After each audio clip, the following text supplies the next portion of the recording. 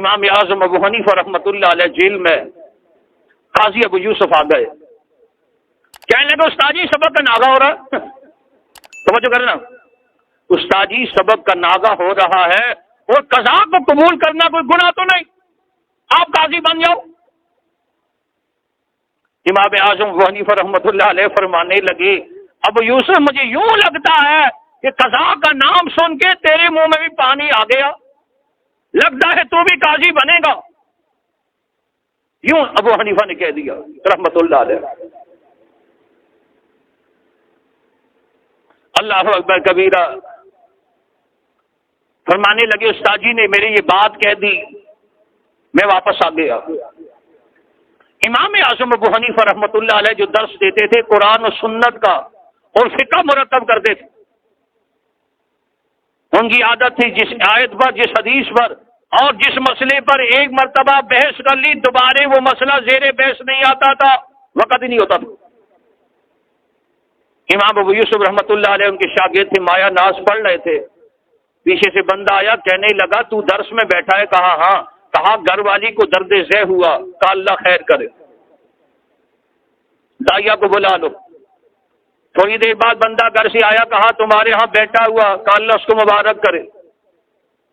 تھوڑی دیر گزری، بندہ آیا، کہا اس بچے کی طبیعت خراب ہے، کہا اللہ خیر کرے۔ اب یہ پڑھ رہے ہیں استاد کے پاس۔ پھر تھوڑی دیر کے بعد ایک بندہ آیا، کہنے لگا اس بچے کا انتقال ہو گیا۔ امام ابو یوسف فرمانے لگے محلے کے لوگوں کو جمع کرو، جنازہ پڑھوا کر جا کر دفنا دو، میں اپنے سبق میں ناغہ نہیں کر سکتا۔ کیا نہیں کر سکتا جی؟ ذرا اونچی آسے کیا؟ ناغہ۔ ہم کیا کرتے ہیں؟ کہیں جانا ہو، بازار جانا ہو، ہفتہ بازار جانا ہو، شاپنگ کے لیے جانا ہو، کسی بھی جگہ پہنچنا ہو، اس بچے کو ناغہ کرا دو، یہ تو ویسے بھی قرآن پڑھتا ہے، اس بچے کو مدرسے سے بلا لو، یہ تو ویسے بھی فضول ہے، فکر ہی نہیں ہے۔ ابو یوسف، امام ابو یوسف شادی شدہ ہے، بیوی والا، بچوں والا، پورے خاندان میں سے مجال ہے کسی نے آنکھ اٹھا کر کہا ہو ابو یوسف یہ تو نے کیا کیا؟ فرمانے لگے ساری دنیا تہس نہس ہو جائے، یہ برداشت ہے، استاذ کے سبق میں ناغہ ہو جائے یہ نہیں ہو سکتا۔ امام ابو یوسف رحمۃ اللہ علیہ، اللہ اکبر کبیرہ، خلیفہ ہارون رشید کا زمانہ ہے، خلیفہ ہارون رشید نے ان کو قاضی اور قضات بنا دیا، چیف جسٹس بنا دیا، دنیا مبارکباد دینے کے لیے جمع ہو گئی۔ ابو یوسف مبارک ہو، آپ کو قاضی بنا دیا گیا، قاضی اور قضات بنا دیا گیا، لوگ مبارکباد دے رہے ہیں اور یہ زاروں قطع رو رہے ہیں۔ اللہ اکبر کبیرہ، پوچھنے والے کہنے لگے آج تو خوشی کا مرحلہ ہے، مقام مرتبہ اللہ نے آپ کو دیا، اللہ نے قاضی القضات بنا دیا، روتا کیوں ہے؟ کہنے لگے اپنے مرد کلندر استاد کی بات یاد آ گئی، جب ان کو یہی قضا پیش کی گئی، بدلے میں جیل میں چلے گئے، میں ان کے پاس چلا گیا، استاد جی آ جاؤ نا، سبق میں ناغہ ہو رہا ہے، قضا قبول کر لو۔ استاد میرے غصے میں مذاق میں مجھے کہنے لگے ابو یوسف قضا کا سن کر تیری منہ میں پانی آ گیا، مجھے یوں لگتا ہے تو بھی اپنے زمانے میں قاضی بنے گا، آج مجھے اللہ نے قاضی القضات بنا دیا، میرے استاد نے دنیا میں مجھے قاضی ہونے کی بشارت دی، اللہ نے پوری کر دی ہے، جس استاد نے آخرت کی مجھ سے وعدے کی اللہ وہ بھی پورے کر دے گا۔ اللہ اکبر کبیرہ۔ لیکن میرے بھائیو بزرگوں دوستو، ہم ذرا سوچیں، امام مسلم رحمت اللہ علیہ نے اثر نقل کی امام مجاہد کا کہ دینی تعلیم جو ہے یہ راحت بدن کے ساتھ نہیں ہو سکتی، اس کے لیے در بدر پشت والے کہتے ہیں خاور پسر ہونا ضروری ہے۔ اس لیے آپ دیکھیں قائد آباد اسٹاپ پہ کھڑے ہوں، آ کر لانڈی اسٹیشن پہ کھڑے ہو جائیں، جا کر شراب گوٹھ میں تاج کمپلیکس میں کھڑے ہو جائیں جہاں پر بڑے بڑے اڈے ہیں، پورے پاکستان سے طالبان علوم نبوت جوک در جوک شوق در شوق کراچی کی طرف سفر کر رہے اور مدارس دینیہ میں داخلے رہ رہے، قرآن کے حفاظ بننے کے لیے، قرآن کی مجود قسم کے قاری بننے کے لیے، ارے قرآن کے مفسر بننے کے لیے، ارے حدیث کے محدث بننے کے لیے، فقہ کے فقیہ بننے کے لیے اتنے لمبے لمبے سفر کر رہے ہیں، کوئی حد نہیں۔ اللہ اکبر کبیرہ۔ اس لیے ہماری کوشش بھی ہو کہ ہمارا ایک بچہ بھی قرآن والا ہو، قرآن کا حافظ ہو، قرآن کا عالم ہو، ارے حدیث کا محدث ہو۔ کم از کم ہمارے گھر کے اندر بھی تو ایک بچہ ایسا ہونا چاہیے۔ سارے بچے ہماری دنیا کمانے کے چکر میں لگے رہتے ہیں، کم از کم ایک بچہ ایسا ہم وقف کرے اللہ کے دین کے لیے جو اس جہان میں رہتے ہوئے اللہ سے آخرت ہمارے لیے کمانے والا بنے۔ اللہ اکبر کبیرہ۔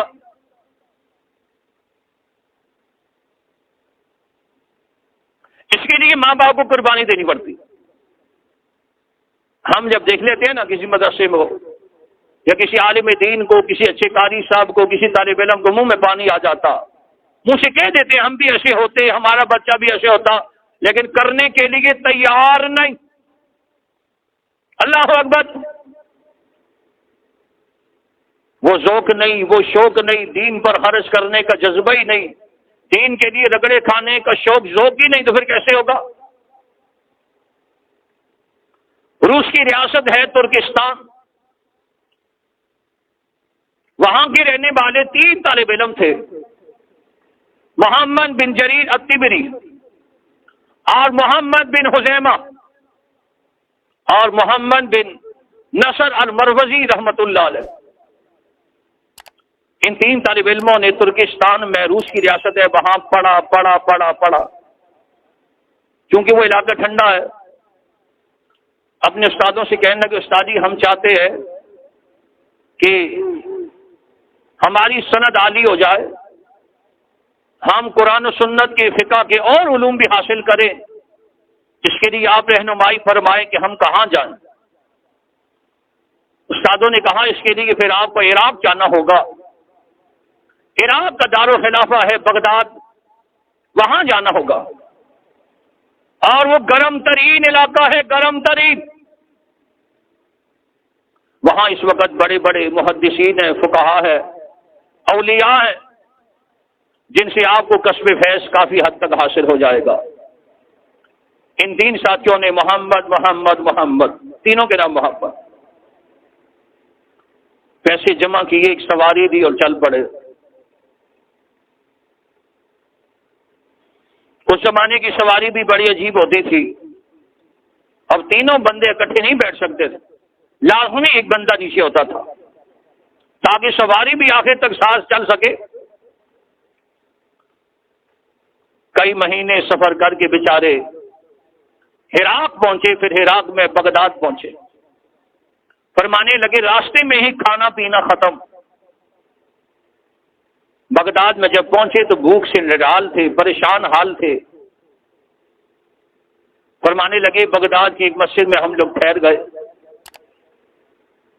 ساتھیوں نے مشورہ کیا کہ پہلے کھانے پینے کا بندوبست کیا جائے۔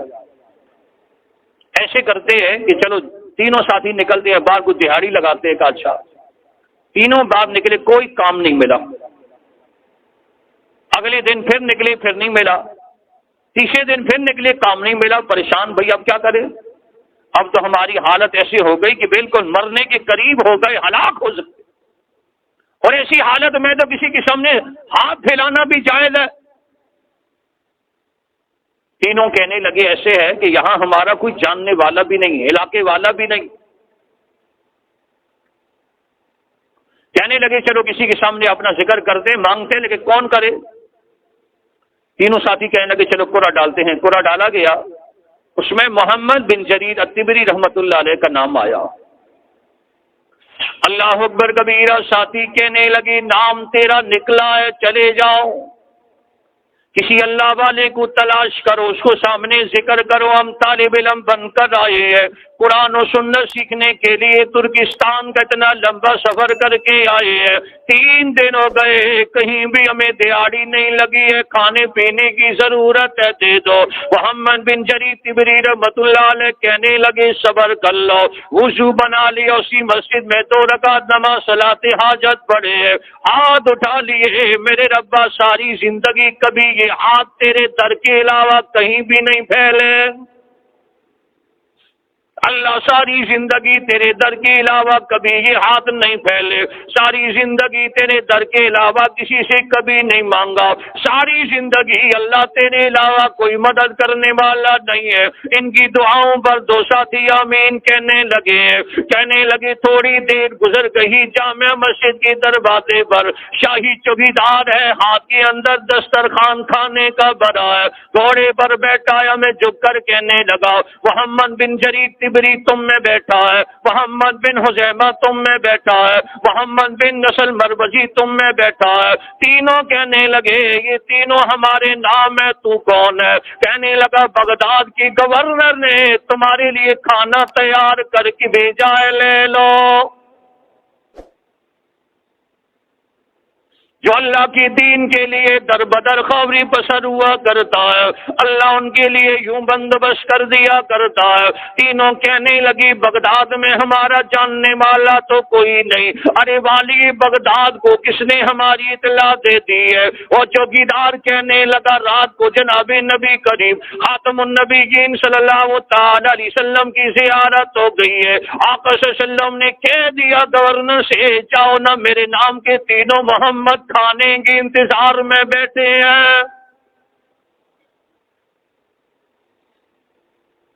ارے ہزاروں میل کا سفر کر کے آنے والے یہ قرآن کے طالب علم، حدیث کے طالب علم، اللہ کے نبی نے خدمت میں ساری گورنمنٹ کو لگا دیا۔ میرے بھائیوں بزرگوں دوستو، جب انسان قرآن و سنت خلوص کے ساتھ پڑھا کرتا ہے، اللہ ذوالجلال کی دنیا ذلیل کر کے قدموں میں ڈال دیا کرتا، اس لیے ہماری کوشش ہو۔ یہ حضرات محمد بن جریر طبری رحمۃ اللہ علیہ، ابھی گھر میں واقعہ پڑھ رہا تھا کتاب میں ان کا، اتنی کتابیں لکھی 3,58,000 صفحات لکھے۔ کتنے؟ 3,58,000 صفحات لکھے۔